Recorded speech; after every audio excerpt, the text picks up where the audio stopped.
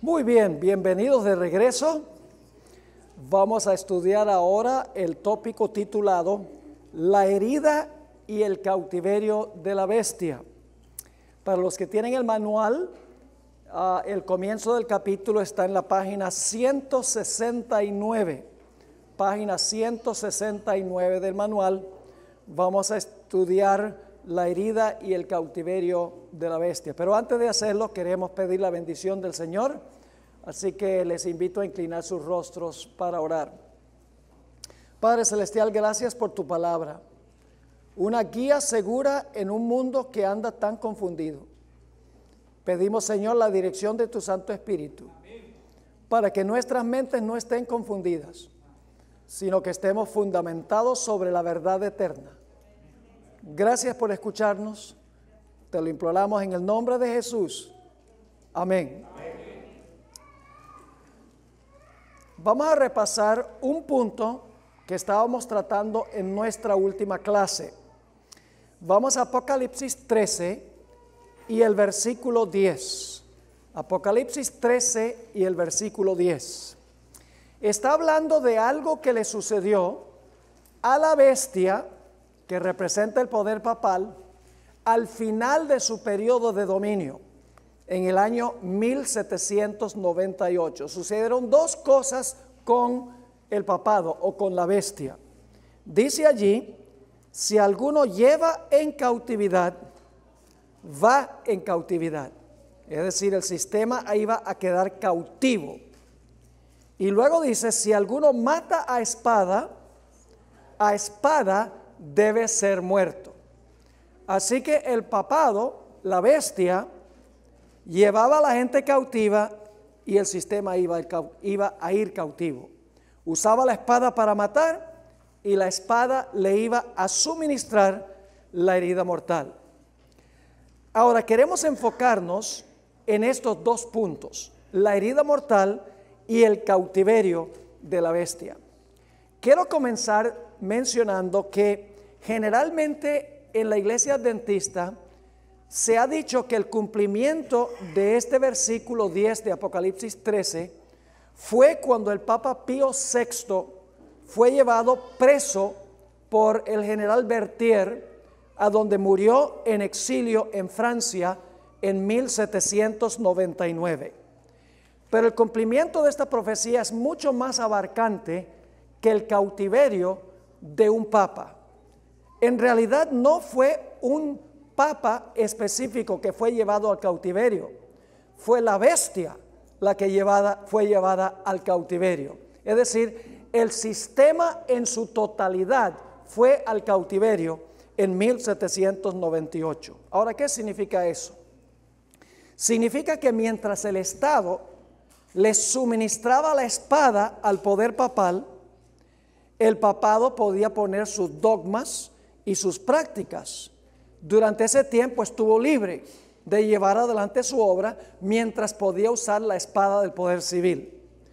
Pero en 1798, cuando le quitaron la espada, cuando la espada se volcó contra ella, recibió una herida mortal y fue al cautiverio porque ya no tenía libertad para hacer lo que había hecho durante los 1260 años.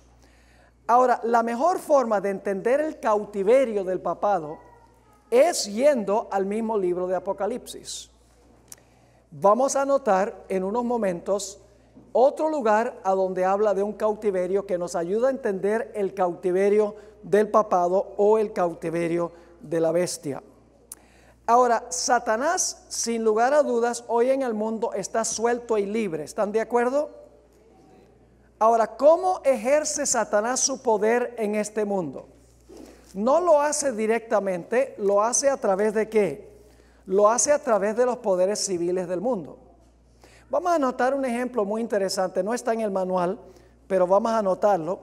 Apocalipsis el capítulo 3, Apocalipsis el capítulo 3, en realidad el capítulo 2 más bien, el capítulo 2, y vamos a anotar el versículo 10. Esta es una de las 7 iglesias del libro de Apocalipsis. Y vamos a notar lo que Satanás hizo con esta iglesia, la iglesia de Esmirna. Dice en el versículo 10, no temas en nada lo que vas a padecer. He aquí, el diablo echará a algunos de vosotros en la cárcel, para que seáis probados y tendréis tribulación 10 días. Sé fiel hasta la muerte y yo te daré la corona de la vida. ¿Quién iba a echar a los feligreses de la iglesia de Esmirna en la cárcel? El diablo. ¿El diablo lo hizo personalmente? ¿Vino y los agarró y los metió a la cárcel? No. ¿Cómo fue que lo hizo? Lo hizo a través del emperador Domiciano. Es decir, Satanás usó al emperador para cumplir sus propósitos. Usó al poder civil, en otras palabras. Tenemos otro ejemplo.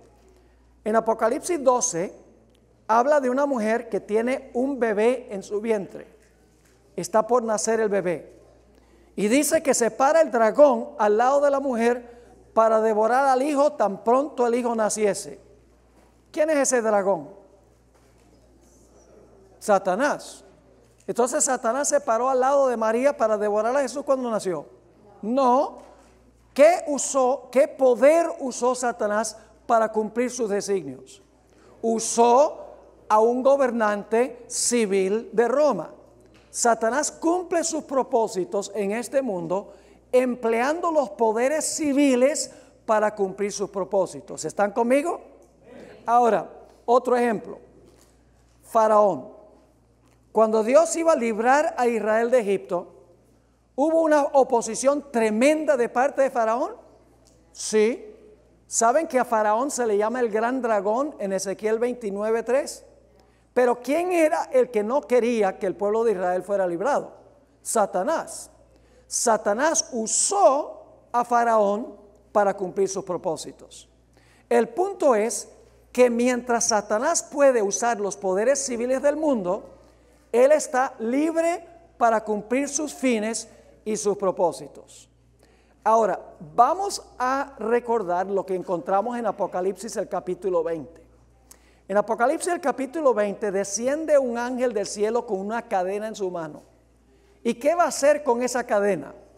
Va a atar a Satanás, va a atar al dragón, al gran dragón. Dice que lo va a poner en prisión.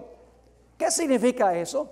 Que Dios envía un ángel poderoso para echar a Satanás en prisión. Nosotros los adventistas sabemos que representa eso, que representa el cautiverio de Satanás. El cautiverio significa que todos los poderes que él usaba están muertos. Así que Satanás no tiene poder. ¿Dónde radica el poder de Satanás? Radica en el hecho de que puede usar los gobiernos del mundo para cumplir sus propósitos. Pero cuando Cristo venga, todos los reinos del mundo, todos los personajes estarán muertos. Así que Satanás no va a tener ¿qué? Poder, va a tener una herida mortal, en otras palabras. Va a ser echado en la cárcel, en prisión, en cautiverio, por así decirlo. Pero ¿qué va a suceder después de los 1000 años? Después de los 1000 años, ¿qué va a suceder con todos los gobernantes civiles del mundo que Satanás usó? Todos van a resucitar. Y ahora Satanás es suelto de su prisión porque nuevamente tiene a la gente que puede usar para cumplir sus propósitos. Se le sana su herida mortal porque ahora puede usar los poderes civiles de nuevo. Ahora está libre porque ahora puede nuevamente usar los poderes civiles. Así que la herida mortal significa que el papado ya no podía usar los poderes civiles del mundo. Significa que fue echado al cautiverio en el sentido de que ya no tenía poderes civiles sobre los cuales podía influir para cumplir sus propósitos. ¿Están conmigo? El libro de Apocalipsis mismo nos explica qué es el cautiverio. Ahora, hay un punto muy importante que necesitamos recordar y es este. Cuando hablamos de la herida mortal del papado, no fue la Iglesia Católica la que recibió la herida mortal. Hay una diferencia entre la Iglesia Católica y el papado. Tenemos que entender eso.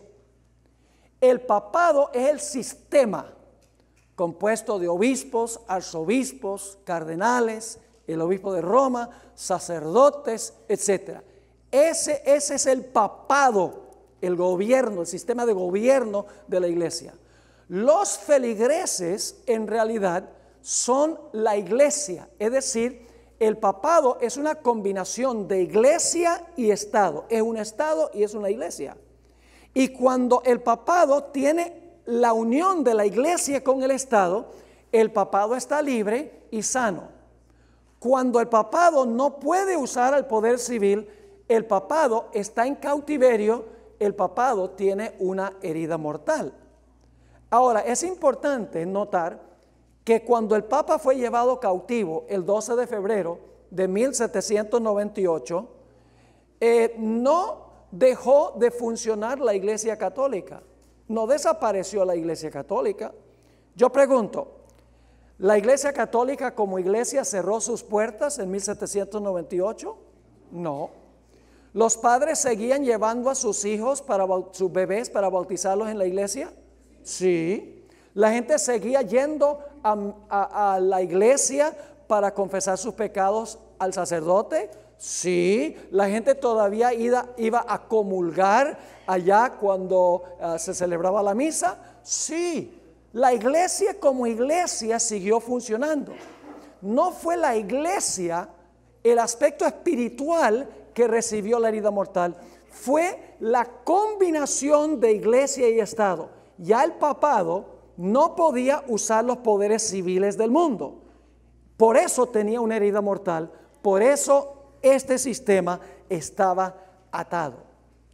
Ahora quiero leerles unas citas de historiadores sobre lo que sucedió en el año 1798. Y aquí ustedes van a ver en estas citas que iglesia católica y papado no son lo mismo. La iglesia puede funcionar como iglesia, mientras que el papado tiene una herida mortal y está en cautiverio. Mientras que la iglesia católica no puede usar los poderes civiles, la iglesia sigue funcionando como iglesia. Lo único es que no puede usar a los reyes de la tierra para que ellos hagan lo que la iglesia quiere. Aquí está la primera cita sobre lo que ocurrió en 1798. Esto está al pie de la página 170 para los que tienen el manual. El papado estaba extinto. ¿Qué pasó con el papado en 1798? ¿Estaba qué? Extinto. ¿La iglesia estaba extinta?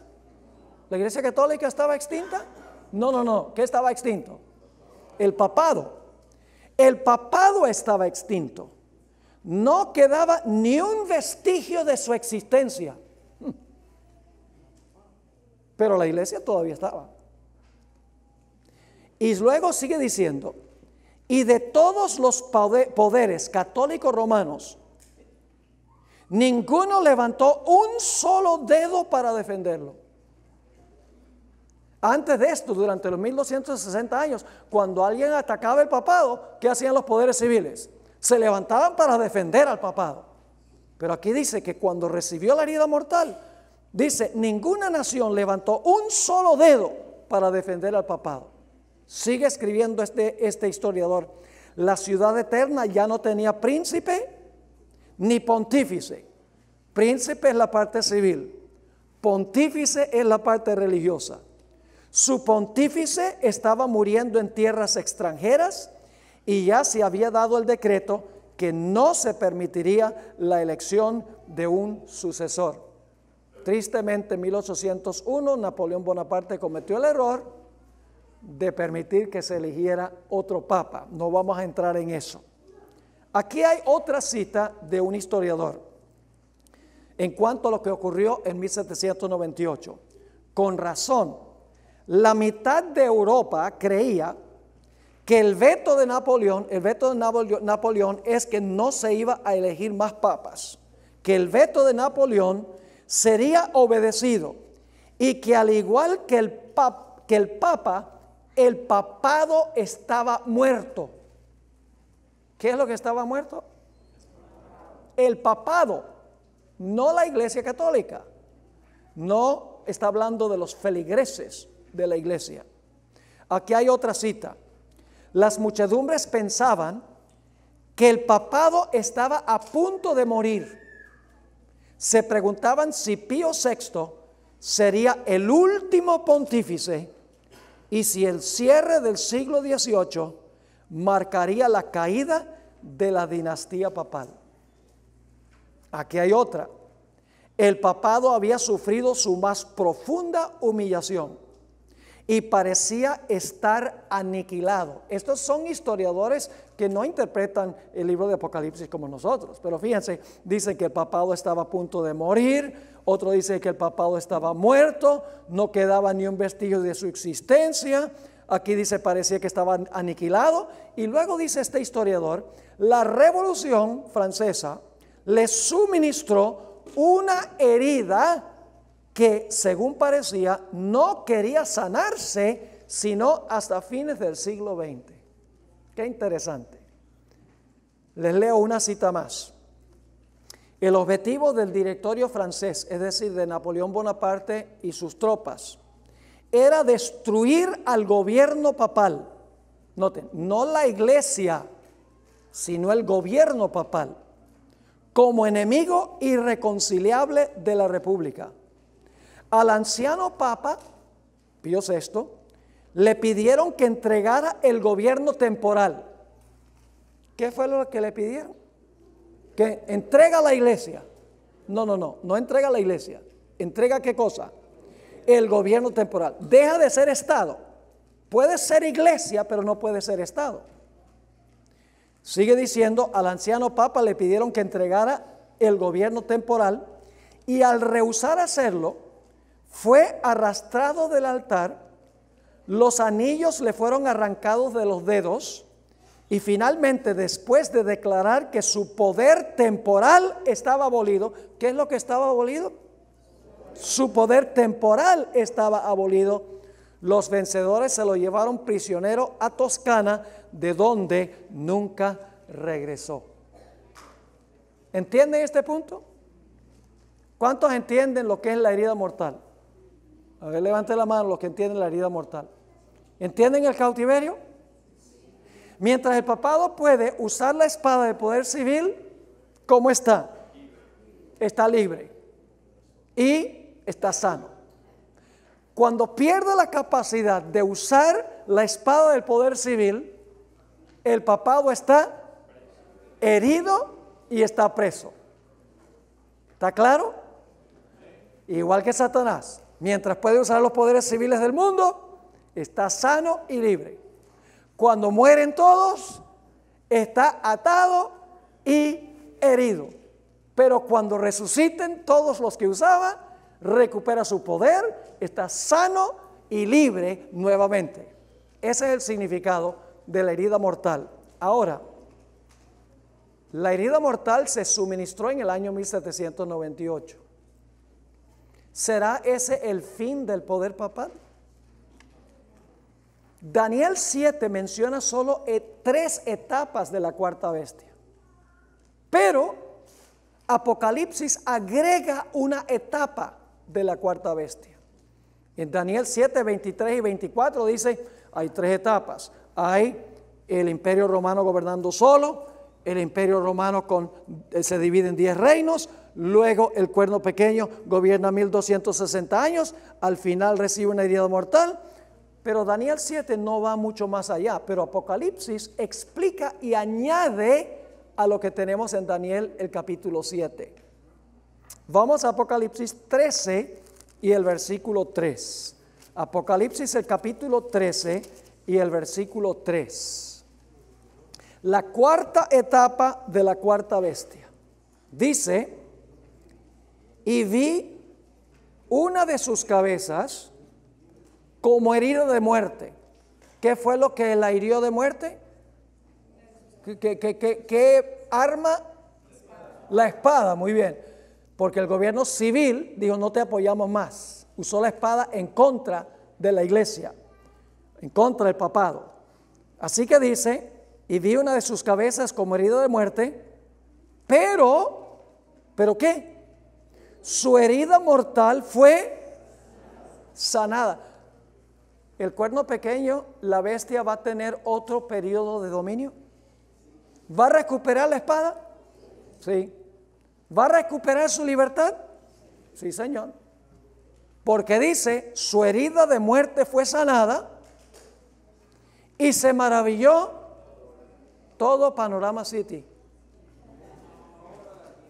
También se maravilló toda la tierra en pos de ¿quién? La bestia. ¿Cuál bestia? La misma que gobernó 42 meses. ¿El papado va a recuperar su poder? Lo dice la profecía y lo estamos viendo delante de nuestros ojos. Si ustedes no han estado leyendo los periódicos y viendo las noticias, no sabrían cuánto poder está cobrando el papado en esta época. Más adelante en este tema les voy a hablar de algunas cosas que están ocurriendo. Entonces, ¿cuáles son los objetivos y las aspiraciones del papado? Yo mencionaba en una presentación anterior que ni Juan Pablo II, ni Benedicto XVI, ni Francisco I hacen referencia a la segunda venida de Cristo Jesús. ¿Cuántos de ustedes han oído hablar alguna vez a Francisco I decir que la segunda venida de Jesús es la gran esperanza para arreglar todos los problemas del mundo?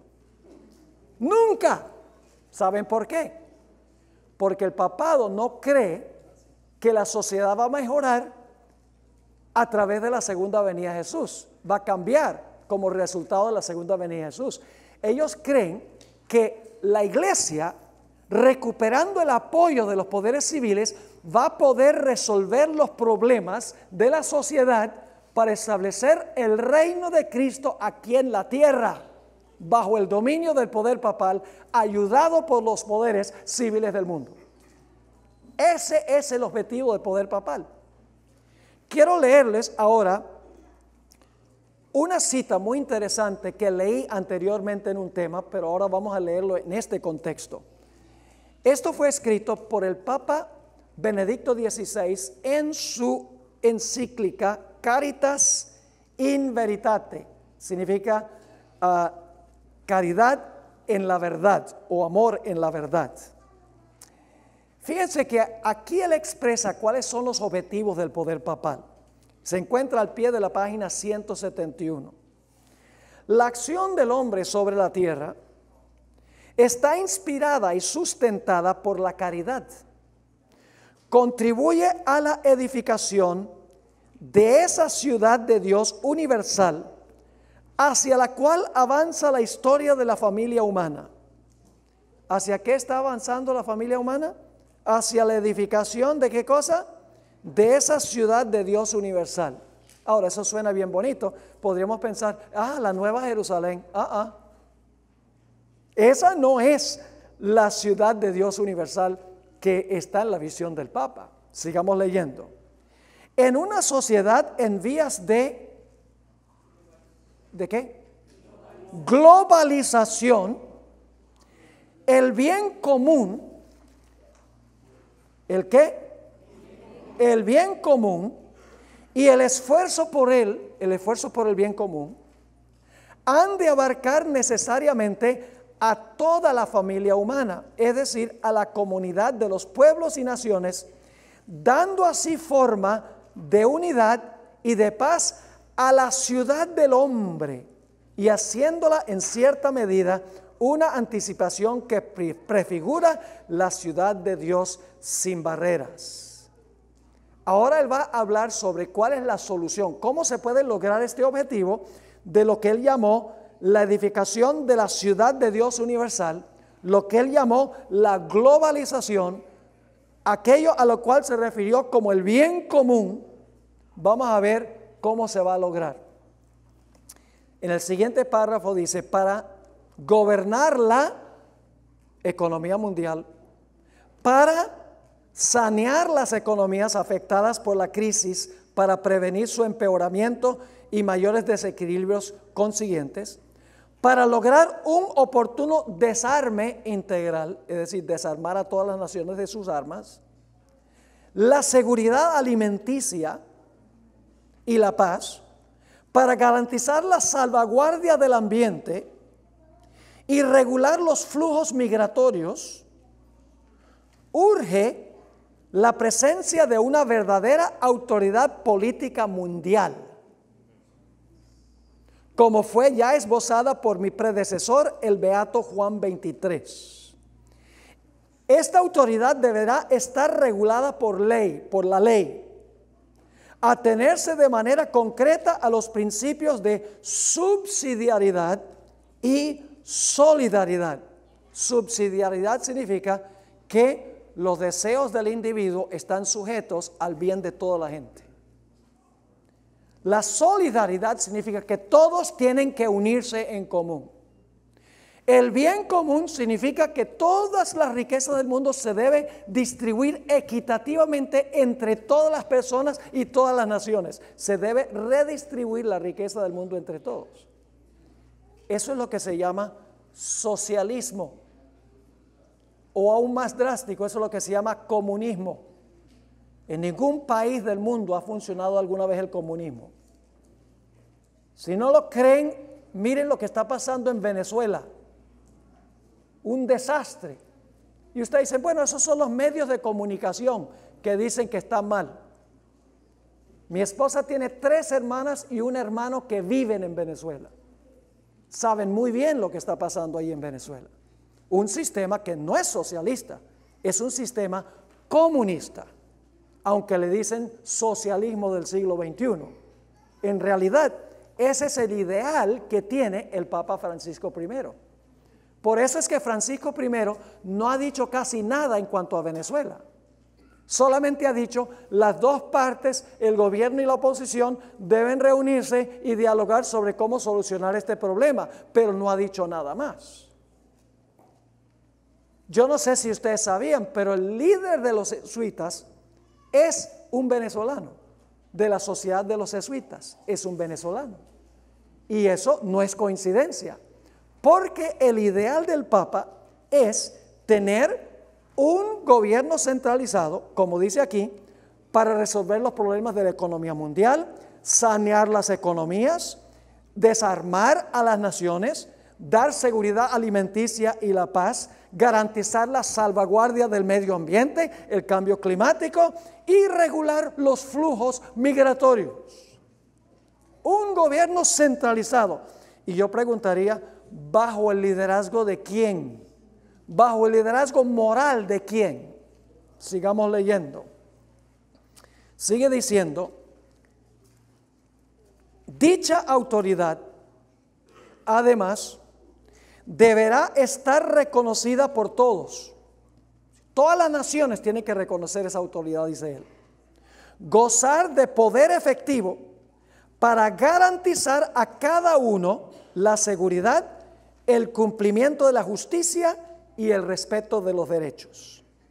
Obviamente, debe tener la facultad de hacer respetar sus propias decisiones a las diversas partes, así como las medidas de coordinación adoptadas en los diferentes foros internacionales. Por ejemplo, el Acuerdo de París. Una autoridad centralizada como esta obligaría a un país que no quiere meterse en un acuerdo climático a que lo haga obligatoriamente. Sigue diciendo, en efecto, cuando esto falta, el derecho internacional, no obstante, los grandes progresos alcanzados en los diversos campos correría el riesgo de estar acondicionado por los equilibrios de poder entre los más fuertes. El desarrollo integral de los pueblos y la colaboración internacional exigen el establecimiento de un grado superior de ordenamiento internacional de tipo subsidiario para el gobierno de la globalización. El Papa es globalista. Por esa razón está a favor de la inmigración entre un país y otro sin ningún control. Porque él sabe, por ejemplo, que cuando 2 millones de venezolanos van a Colombia, eso diluye el espíritu patrio del país. El propósito es que cada país no piense que debe hacer lo suyo y que debe gobernarse a sí mismo, sino que todos los países se unan para el bien común.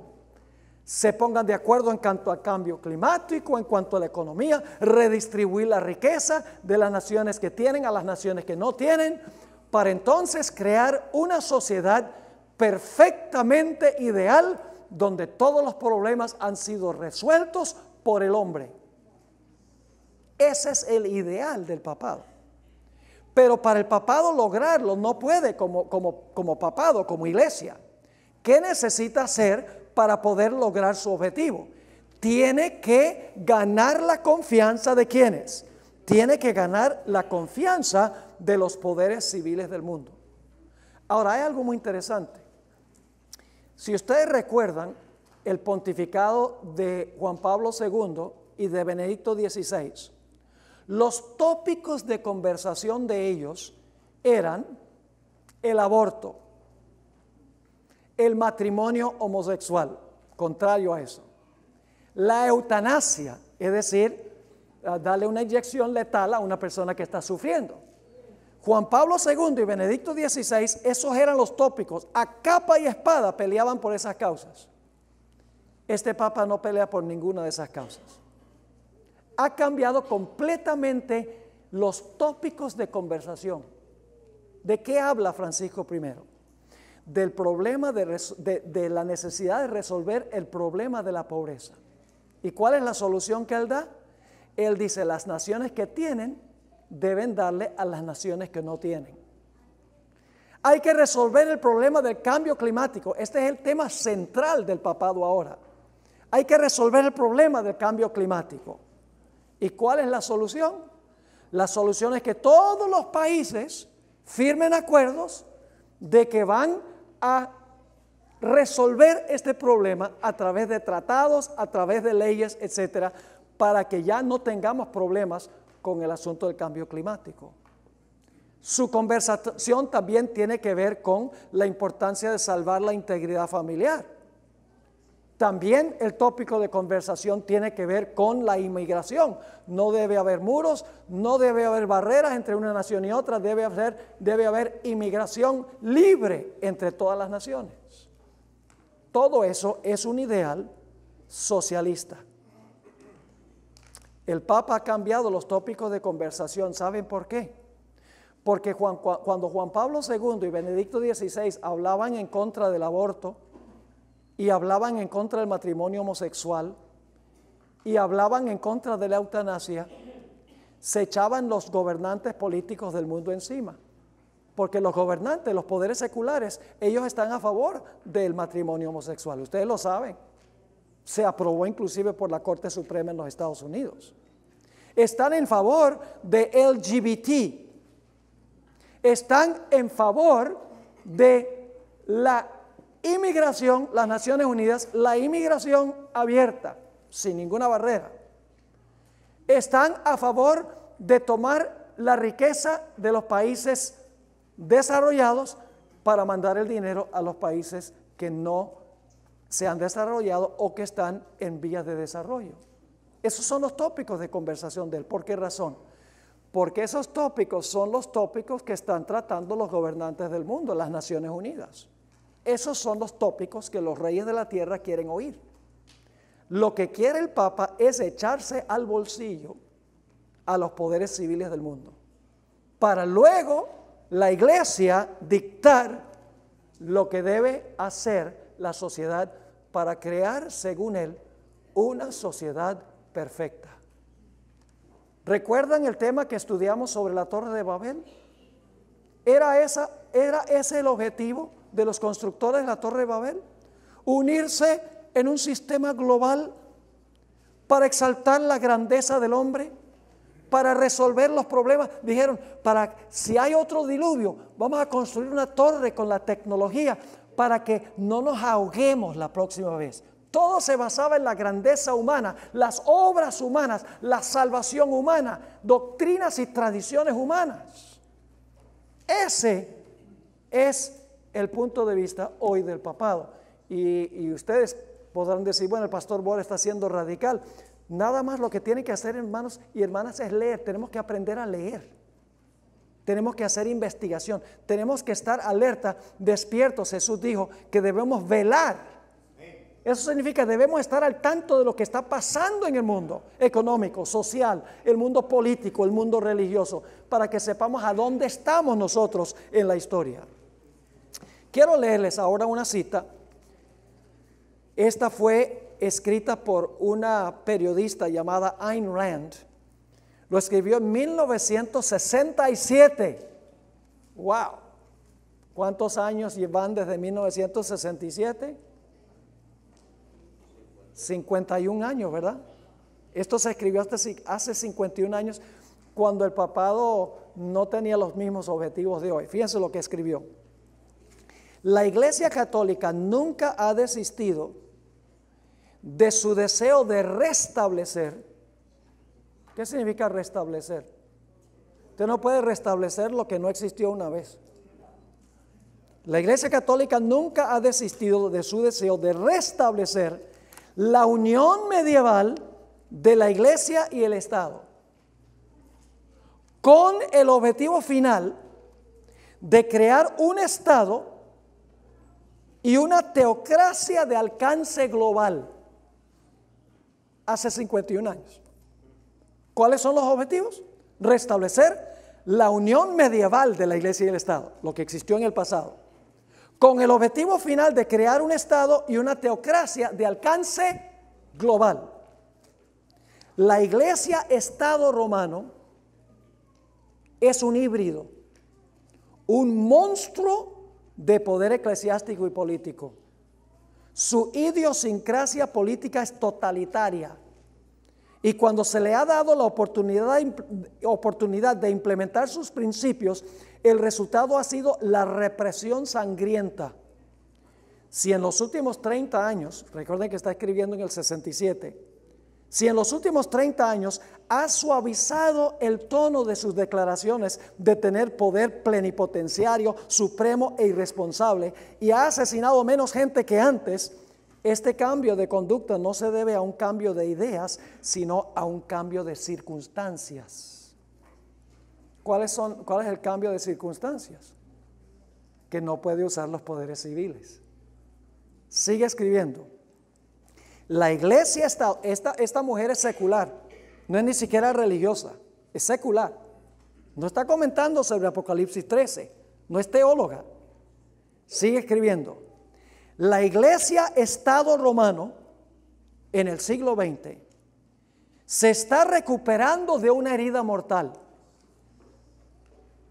Si o cuando recupere, ¿qué significa recupere?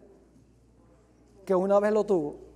Si o cuando recupere la plenitud de su poder y autoridad, impondrá un régimen más siniestro que cualquiera que el planeta jamás haya visto. ¿Cómo les parece? Lo que dice Apocalipsis. Su herida mortal fue sanada y se maravilló toda la tierra en pos de la bestia. ¿Y qué va a pasar con los que no se maravillan en pos de la bestia? No podrán comprar ni vender. Y se dará finalmente un decreto de muerte contra ellos, como los decretos de muerte que se daban cuando el papado usaba los poderes civiles durante los 1260 años. Philip Spener escribió hace más de 200 años lo siguiente. Era un gran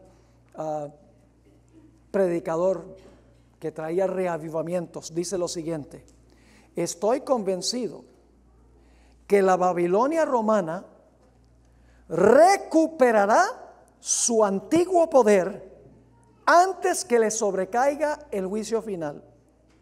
Me temo que la mayoría de las naciones, intimidadas por su poder y aterrorizadas por su brutalidad, permitirán que el yugo del cual se despojaron hace 200 años les sea colocado de nuevo. Y no era adventista. Así que ¿a dónde estamos nosotros ahora en la gran cadena profética? Vamos a repasar. Babilonia, Medo-Persia, Grecia, el Imperio Romano, se divide el Imperio Romano, se levanta un cuerno pequeño, arranca 3 cuernos, gobierna 1260 años, 1798 recibe una herida mortal. Y luego esta tarde en 2 temas vamos a estudiar en cuanto a un poder que se levanta cuando la bestia del mar recibe su herida mortal y pierde su poder. Es una bestia que se levanta de la tierra y tiene 2 cuernos como de cordero, pero termina hablando como un dragón. Esta tarde en los 2 temas les voy a demostrar de Apocalipsis 13, al estudiar en cuanto a la segunda bestia, que es los Estados Unidos de América, que le va a devolver la espada al poder papal y la va a soltar del cautiverio, devolviéndole la espada del poder civil. Los Estados Unidos será el poder que le sanará la herida al poder papal. Todo lo que hace la bestia de la tierra, lo hace para complacer a la primera bestia. Es decir, la segunda bestia que representa a los Estados Unidos, todo lo hace en favor de la primera. Y ustedes dicen, ¿cómo es eso? Apocalipsis 13 dice que ejerce toda la autoridad de la primera bestia. Manda a todos a adorar a la primera bestia. Todo lo hace en presencia de la primera bestia. Hace una imagen de la primera bestia. Impone la marca de la primera bestia.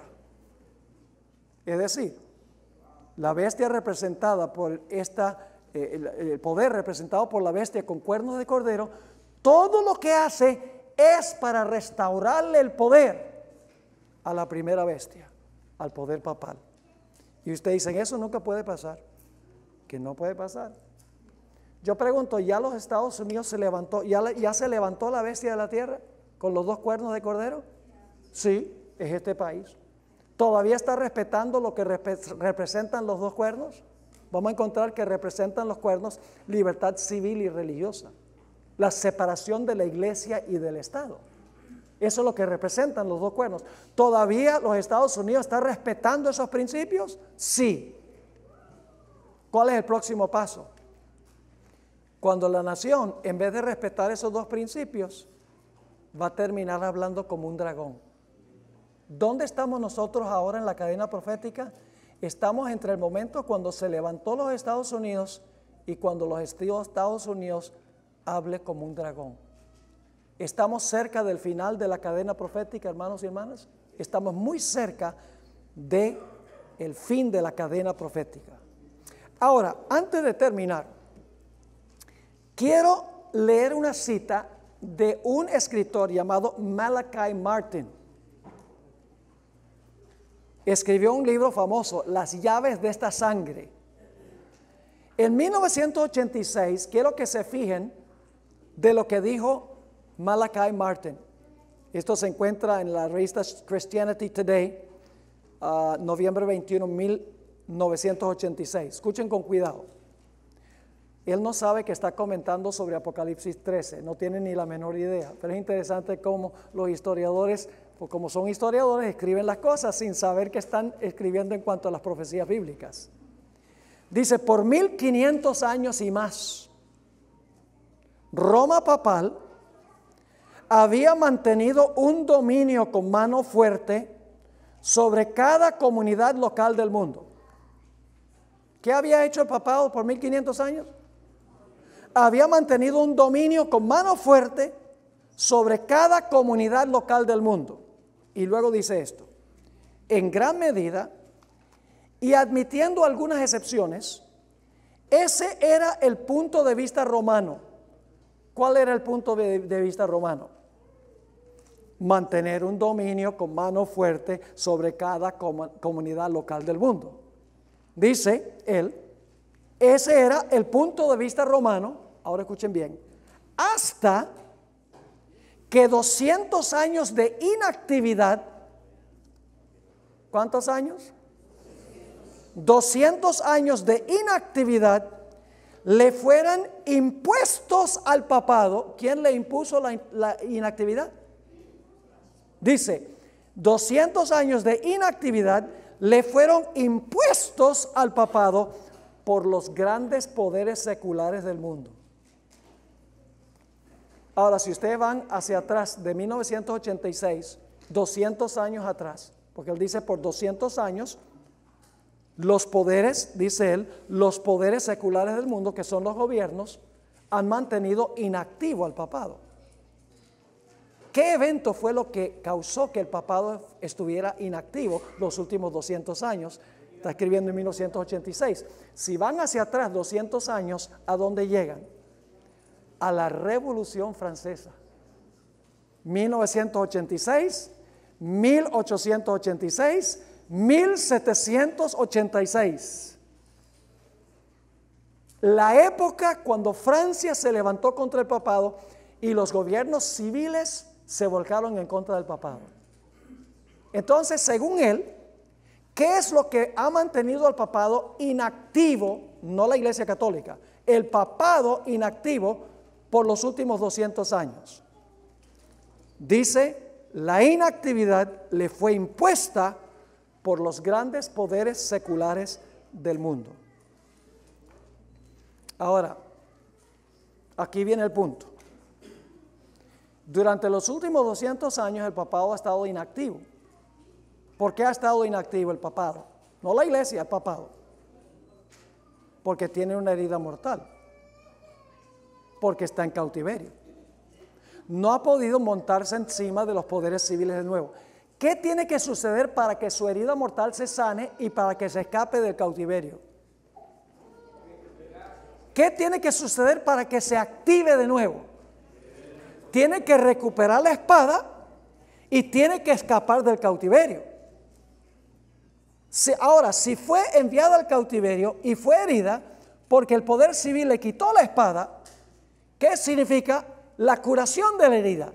Significa que se le va a devolver la espada y se le va a devolver la libertad. Los poderes civiles van a permitir que se les monte encima de nuevo. ¡Wow! Y lo estamos viendo. Ahora, en 1862 escribió este cardenal Henry Manning su libro, y quiero leer cómo él veía la Iglesia Católica en 1862.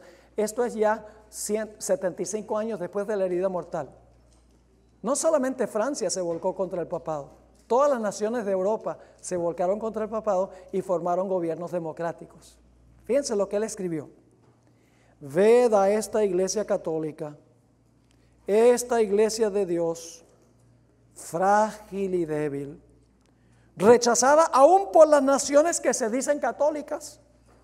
Allí vemos a la Francia católica, a la Alemania católica y la Italia católica, rechazando la idea del poder temporal del vicario de Jesucristo. No solamente era Francia, dice aquí Francia, Alemania, Italia y otros países. Y luego sigue escribiendo, y como la iglesia parece ser débil, y el vicario del Hijo de Dios repite sobre la tierra la pasión de su Maestro, nos escandalizamos y escondemos de él el rostro. Esa era la condición de la iglesia 75 años después de la herida mortal. Está reconociendo que la iglesia ha sido abandonada por los civiles. Y menciona 3 naciones, Francia, Alemania e Italia, a donde está el Vaticano. Ahora tenemos que hablar un momento sobre lo que dijo Elena G. de White. Los gobiernos del mundo van a permitir que la ramera se les monte encima de nuevo. Lo dice Apocalipsis 17, 1 y 2. Ahí Juan vio una gran ramera sentada sobre muchas aguas, que representa multitudes, naciones, lenguas y pueblos. Fornica, dice, con los reyes de la tierra, y está llena de la sangre de los santos y de los mártires de Jesús. Ahora, fíjense lo que escribió Elena G. de White. ¿Cómo se va a sanar la herida? Conflicto de los siglos 620. Dice ella, derróguense. ¿Qué significa derróguense? Es una palabra que no usamos mucho en español. Derrogar significa ¿qué? Quitar. o eliminar. Derróguense las medidas restrictivas impuestas en la actualidad por los gobiernos civiles. ¿Quién impone las medidas restrictivas ahora? Cuando ella escribió, los gobiernos civiles. Ella dice, quiten eso y déjesele a Roma que recupere su antiguo poder y se verán resucitar de una herida mortal, resucitar en el acto su tiranía y sus persecuciones. ¿Qué es lo que restringe al papado según ella? Los gobiernos civiles del mundo. ¿Cuándo es que vendrá otra vez, según ella, la tiranía y las persecuciones de este sistema? Cuando los poderes civiles derroguen las medidas que restringen a este poder papal. Ahora, no solamente será los Estados Unidos. Dice que todo el mundo se maravillará en pos de la bestia. Estamos viendo a los protestantes uniéndose con la iglesia romana a diestra y a siniestra. Los grandes evangelistas de la televisión, los que tienen programas de televisión que alcanzan a miles y miles, todos han ido al Vaticano a visitar al Papa, por invitación del Papa. Rick Warren, famoso libro, La Iglesia con Propósito. Tony Palmer, Joel Osteen, James Robison, Kenneth Copeland y otros grandes líderes protestantes han expresado gran admiración por el papado. Aún Billy Graham, mientras estuvo vivo, dijo, yo y el Papa estamos de acuerdo en casi todo. El gran evangelista protestante Billy Graham y el fundador de TBN, Paul Crouch, dijo, yo no estoy protestando nada. Tony Palmer dijo, la protesta ha terminado, ya no hay razón para existir la reforma protestante. Eso están diciendo los protestantes de los Estados Unidos, que según la profecía se van a unir con el poder papal. Pero esto no será un asunto regional, será un asunto global. En el libro Testimonios para la Iglesia, tomo 6, página 27, Elena White escribió lo siguiente: cuando los Estados Unidos, el país de la libertad religiosa, se una con el papado para forzar la conciencia y obligar a los hombres a honrar el falso día de reposo, los habitantes de todo país del globo serán inducidos a seguir su ejemplo. Por eso dice que toda la tierra se maravilló en pos de la bestia. ¿Ustedes creen que nosotros debemos compartir este mensaje con el mundo? Ay, pero pastor, es que no podemos ofenderlo, no podemos ofender a la gente así. Pues si no les predicamos esto, se van a perder. Y les digo una cosa, no debemos ser ofensivos. No debemos hacer como dicen algunos, que el Papa es un monstruo y que tiene la cola escondida debajo de la sotana. Cosas que uno no necesita decir. Pero sí hay que decir estas cosas, para que la gente que está en ese sistema pueda salir, porque los que no salen, dice la Biblia, van a recibir las plagas. Y eso no es amoroso. Quedarnos callados ahora no es cuestión de amor. Ser políticamente correcto ahora no es amor, porque si la gente no lo sabe y se pierde, la sangre de ellos está sobre nosotros. Ahora, un último punto. El Papa Francisco I ha conectado todas las causas de las cuales él habla con la necesidad de guardar el domingo. Y más adelante en esta serie voy a compartir algunas citas de Francisco I. Tomemos en primer lugar el problema de la pobreza. Él ha escrito diciendo, mire, los pobres son abusados por sus señores capitalistas. por aquellos que son dueños de las empresas. Trabajan y trabajan y trabajan, ni siquiera les dan libre el domingo. Dice, hay que dar el domingo para que los pobres descansen de trabajar. La pobreza la conecta con el domingo. Dice la familia. Oh, la familia toda la semana está corriendo de aquí para allá, el esposo y la esposa trabajando, llevando a los niños a la escuela, llevando a los niños al partido de fútbol. No tienen tiempo la familia para pasar juntos. Necesitan un día para estar juntos. A que no adivinan qué día es ese, el domingo. Dice el cambio climático, pobre planeta, 7 días a la semana le estamos sacando el jugo al planeta. El planeta necesita un día para reposar. A que no adivinan cuál día es, el domingo. Últimamente, hermanos y hermanas, detrás del telón, el objetivo final de todo este asunto del nuevo orden mundial global es imponer el domingo como día de reposo global. Y estamos viendo eso hoy en día, por lo menos los comienzos. Estamos muy cerca del fin. Ya no podemos venir a calentar bancas en la iglesia. Ya no podemos ser sencillamente personas que vienen, son adventistas de 9 a 12 del séptimo día. No. Inclusive yo tenía una dama que le di estudios bíblicos, se bautizó en la iglesia, no era muy educada, preparó una tarjetica para hacer obra misionera, donde en vez de poner Seventh Day Adventist, puso 7 Day Adventist. 7. Adventista de los 7 días. Tenemos nosotros que ser adventistas, hermanos, en todo. Compartir el mensaje de Dios para este tiempo, para que el mundo sepa lo que está pasando y pueda ponerse de parte de Dios.